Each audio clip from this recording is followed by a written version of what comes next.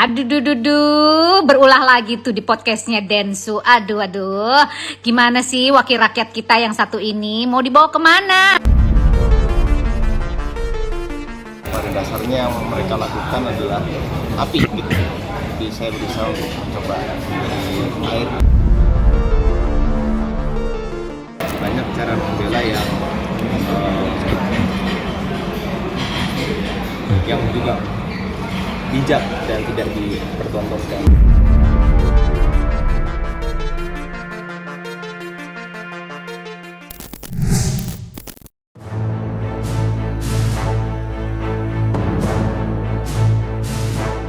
Kisah drama perseteruan panas yang melibatkan musisi Ahmad Dhani dan psikolog Lita Dading nampaknya semakin berbuntut panjang.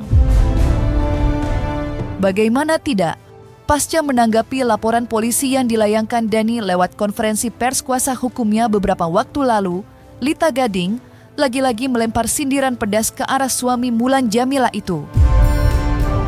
Ya, melalui unggahan video yang ia bagikan di media sosial, sang psikolog diduga menyindir keputusan Ahmad Dhani untuk tampil di acara podcast milik Denny Sumargo. Aduh, berulah lagi tuh di podcastnya Densu. Aduh, gimana sih wakil rakyat kita yang satu ini mau dibawa kemana? Hingga sampai saat ini, Lita Dading memang belum memberikan pernyataan resminya secara langsung. Namun, unggahan terbarunya itu seolah menjadi bukti bahwa sikap Lita Dading masih selaras dengan apa yang ditegaskan pihak kuasa hukumnya dalam konferensi pers 11 Juli silam. Di mana pihak Lita Dading merasa yakin pihaknya sama sekali tidak melakukan apapun dari yang dituduhkan pihak Dhani. Selain itu, pihak kuasa hukum Lita Dading pun mempertegas lagi kalau unggahan yang dibagikan sang klien bertujuan untuk edukasi semata, tanpa ada motif-motif kurang baik di belakang layar. Oleh karena itulah, Lita Dading masih teguh memegang pendirian serta enggan mengucap kata maaf terhadap pihak Dhani. Dan klien kami ini kami pastikan tidak akan mengatakan minta maaf. Minta maaf untuk apa? Klien kami tidak akan minta maaf. Karena untuk meminta maaf untuk apa? Apakah karena dia mohon maaf memiliki power sebagai Dewan Pengkhianat Rakyat, maksudnya Dewan Perwakilan Rakyat, mau menggunakan abuse of power-nya tidak bisa. Semua harus memenuhi unsur autus reus mens rea-nya. Dan sudah disampaikan di videonya sendiri, mereka pun sendiri mengakui bahwa ini katanya video edukasi. Mereka menganggap itu bukan edukasi, itu kan anggapan mereka secara pribadi, bukan secara undang-undang. Ya, menurut saya ini agak lucu ya. Seorang yang berpendidikan tinggi, katanya S3, apalagi doktor katanya, terus katanya juga psikolog, ya. Yang kita ketahui bersama secara umum, yang namanya psikolog itu tentu prakteknya harus sangat privat. Memberikan edukasinya bukan di ruang TikTok, ya kan? Apalagi, ya, menganalisa, mendiagnosa, menyimpulkan, dan menstigmatisasi dengan bahasanya itu bukan edukasi tapi provokasi. Provokasi netizen untuk terus membuli anak SA. Kalau dari pihak Lita Gading itu mengatakan itu kontennya adalah edukasi, tidak punya niat untuk membuat satu provokasi atau perundungan terhadap anak yang memang harus dilindungi itu sesuai dengan Undang-Undang 35 itu, saya kira berarti tidak ada persoalan kalau seperti itu. Tinggal nanti dilihat pada saat sudah mulai diperiksa, benar dah konten itu dibuat bukan untuk mendiskreditkan atau membuli, atau tujuannya bukan untuk membunuh karakter si anak. Benar gak seperti itu? Kalau itu dia bisa buktikan bukan untuk tujuan itu, saya kira ya perkaranya juga akan berhenti dengan sendirinya. Sebaliknya sama, kalau nanti ternyata dari pihak Ahmad Dhani ataupun kuasa hukum yang melaporkan itu bisa membuktikan bahwa niat itu tadi adalah bukan edukasi, maka tentu akan proses hukum lebih lanjut. Selain mempertegas soal keyakinan tidak bersalah, dalam konferensi pers 10 Juli silam, kuasa hukum Lita Dading juga memberi tanggapan soal isi laporan Ahmad Dhani. Khususnya, perihal pasal yang disangkakan terhadap sang klien. Seperti diketahui, Ahmad Dhani melaporkan Lita atas dugaan pelanggaran Undang-Undang Perlindungan Anak serta dugaan pelanggaran Undang-Undang ITE. Hal itulah yang disoroti tajam oleh pihak Lita. Pasalnya, mereka merasa apa yang dilakukan Lita sama sekali tidak memenuhi unsur. Lantas seperti apa tanggapan praktisi hukum James Tambunan? Serta bagaimanakah penjelasan kedua belah pihak soal pasal yang disangkakan? Pasal yang disangkakan ada di Undang-Undang Perlindungan Anak 76. Salah satunya pasalnya. Tapi nanti akan dicontohkan juga dengan 27A Undang-Undang ITE. Di sini saya sampaikan, mungkin rekan kita itu kurang update. Jadi untuk Undang-Undang ITE pasal 27, pasal 28 sudah dibatalkan MK dengan nomor perkara 115 dan 103 bahwa keributan di sosial media tidak dapat dipidana. Yang artinya dia mau laporkan dengan unsur pasal apa? Karena teman-teman media bisa ngecek, masyarakat seluruh Indonesia bisa mengecek sendiri video yang diunggah oleh klien kami. Apakah ada yang melanggar norma hingga menciptakan yang namanya kekerasan membuat psikis. Nah, kalau kita bicara tentang pasal 27 tentang Undang-Undang Informasi Transaksi Elektronik, memang di situ secara spesifik disebutkan harus melindungi anak. Disebutkan di situ, ada 4 itu ya struktur di sana. Jadi kehendak membuat undang-undang tempo hari itu adalah jelas adalah untuk memberikan perlindungan terhadap anak Indonesia. Itu kehendak pembuat undang-undang pertama. Tetapi kadang-kadang undang-undang itu dijadikan pasal karet. Saya sebagai praktisi hukum berpendapat ya memang mestinya kemarin diingatkan dulu, disomasi apa seperti apa, maksud dan membuat konten itu tujuannya apa, supaya jelas dan terang. Jadi saya yakin masing-masing pihak, baik dari pihak psikolognya dia merasa itu benar, dari pihak Ahmad Dhani dia merasa itu tidak boleh karena telah merundung anaknya itu ya. Jadi masing-masing kita lihat nanti. Karena ini sudah masuk dalam ranah hukum, ya kita lihat nanti apa landasannya, kepentingan apa itu konten tersebut dibuat. Kalau katakanlah konten itu dibuat dalam rangka edukasi, saya kira tidak ada masalah, cukup diperingati saja. Kalau itu konten dibuat nuansa negatif, ya itu memang akan menjadi persoalan hukum. Jadi nanti kita lihat seperti apa hasilnya. Dan nanti Polri pasti akan memeriksa ahli digital, ya, ahli bahasa, pasti itu, untuk menentukan apakah tindakan tersebut ada niat jahat, mens reanya seperti apa, dikaitkan dengan actus reus atau perbuatan itu sendiri. Jadi Polri pasti sangat berhati-hati karena sering sekali pasal itu dijadikan pasal karet.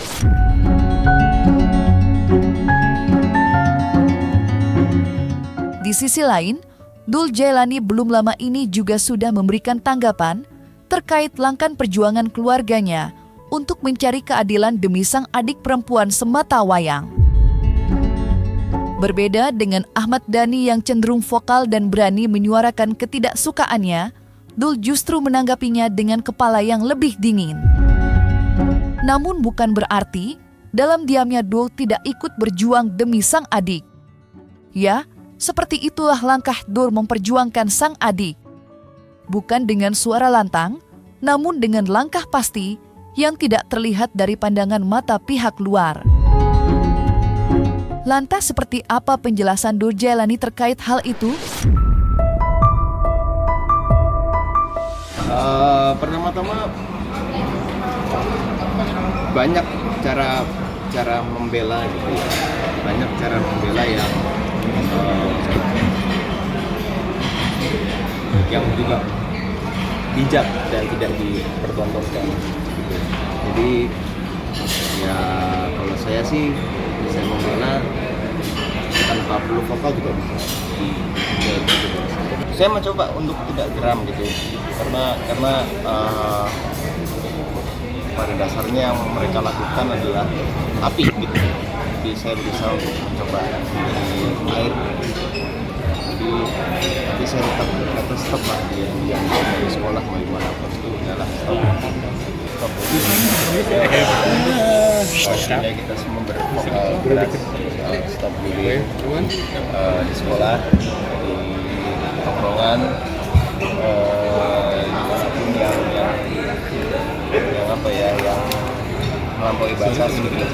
Kalau bercanda-bercanda yang masih toleransi itu kita cuma kalau udah yang body shaming, kekerasan, terus apalagi hina gitu dia data gitu.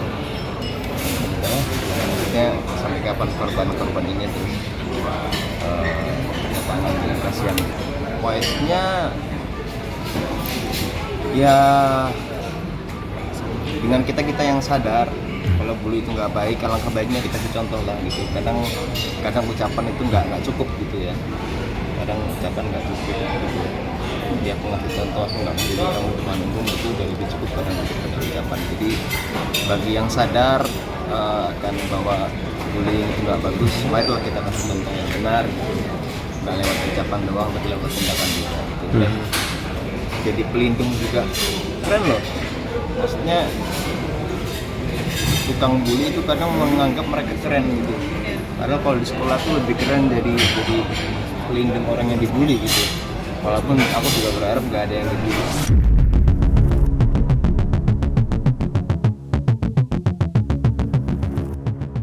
Terlepas dari sikap Dul dalam menanggapi, perkara laporan Ahmad Dhani sebenarnya masih menyisakan beragam teka-teki yang mirisnya memancing perdebatan sengit di kalangan masyarakat. Salah satunya adalah terkait alasan Dhani melaporkan Lita, di mana Dhani merasa hak sang putri sudah dilanggar oleh Lita yang diduga memajang potret dan nama Esa dalam salah satu konten media sosialnya. Hal itulah yang kini menuai silang pendapat. Di satu sisi, ada yang merasa itu adalah pelanggaran. Namun di lain sisi, tidak sedikit pula yang membantah anggapan itu, karena dalam unggahan tersebut, Lita disebut-sebut tidak menyertakan tuduhan. Lantas seperti apa pandangan hukum James Tambunan terkait hal tersebut? Kita lihat dulu mens rea-nya, niatannya apa sih? Apakah ada caption di situ menampilkan foto anak itu untuk mendiskreditkan sehingga nanti akan menimbulkan kerugian sehingga hak anak-anak itu tidak terlindungi? Kita akan lihat itu nanti. Tinggal nanti Polri, penyidik dalam hal ini membuktikan apa niatannya untuk membuat itu. Itu dalam rangka apa? Kita kan orang luar hanya melihat saja ini. Kita positif saja. Nah, apakah itu boleh dihukum? Nanti kita lihat sejauh mana perbuatan itu, niatannya apa, tujuannya apa, dalam rangka apa, kan nanti akan terang. Itu nanti pasti akan dikuatkan dengan pendapat ahli. Apalagi ini ya informasi dan transaksi elektronik ini kan harus ada upaya mediasi juga nanti seperti apa. Saya kira tidak tertutup kemungkinan juga mereka ya saling berdamai sepanjang mereka duduk bersama. Katanya klien kami mengunggah video yang membuat itu menjadi perundungan. Nah, kami sudah pelajari dan analisis bahwa videonya tersebut tidak ada yang sampai membuat jatuhnya mental seorang anak, karena fotonya pun itu beredar kemarin. Di videonya ada menyampaikan bahwa foto-fotonya itu didapat dari akun-akun bodong. Nah, kami mencoba cek ya teman-teman. Ternyata foto-foto itu tersebut sudah beredar. Jadi sudah jelas di video dengan kemudian menampilkan foto dan nama anak, juga stigmatisasi terhadap perilaku orang tuanya dikaitkan, ya. Itu justru kontraproduktif terhadap perilaku orang tuanya yang diambil beritanya dari berita gosip dan berita fitnah. Dan itu tentunya menjadi kontraproduktif terhadap tadi ada klarifikasi edukasi. Berbalik jauh, bukan edukasi. Tapi menurut saya itu adalah pansos. Inilah yang akan kita wanti-wanti, jangan sampai orang-orang oknum itu pansos dengan mengeksploitasi anak public figure. Anak jadi korban, dia terbebani psikologisnya, kasihan, nggak boleh. Apalagi orang berpendidikan tinggi, ya. Menurut saya orang-orang begini harus terkena jerat hukum.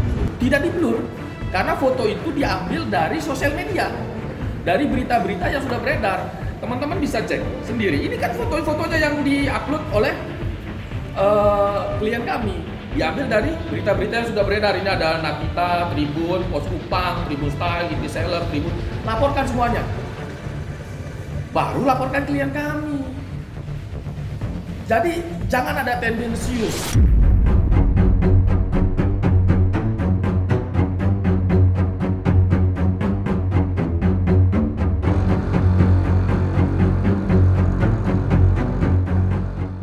Nah, selesai sudah, Cumi Lovers. Jangan lupa untuk like, subscribe, dan juga share channel YouTube Cumi Cumi.